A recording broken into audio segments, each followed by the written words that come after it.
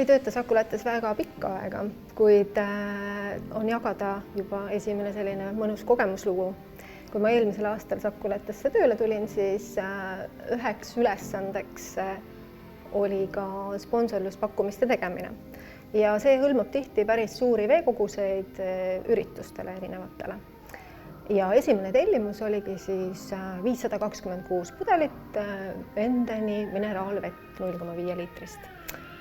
Olin hästi hoolikas, kõik järgisin juhendeid, tegin navis tellimuse, vaatasin, et kõik oleks õige, lasin vanemassistendil üle vaadata, ikkagi esimene kord, et kõik oleks väga hästi ja korrektne. Ja siis järsku õhtupoole tuleb üks laotöötaja üles ja küsib, et kes selle megatellimuse tegi nii palju mineraalvett, et kelle oma see on? Mina tähtsalt nii. Mina tegin ja on küll nii palju vett. See ütleb, et kindel, et nii palju ikka läheb. Jaa, 526 pudelit, täiesti kindel. Siis see laotöötaja küsib 526 pudelit.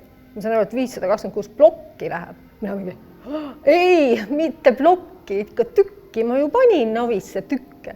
Ja siis tuli välja ettevõtte spetsiifika, et meie majandustarkvara programmis on küll tükiartikkel ka olemas, kuid alati kasutatakse plokke ehk siis täisplokkidena lähevad veed välja.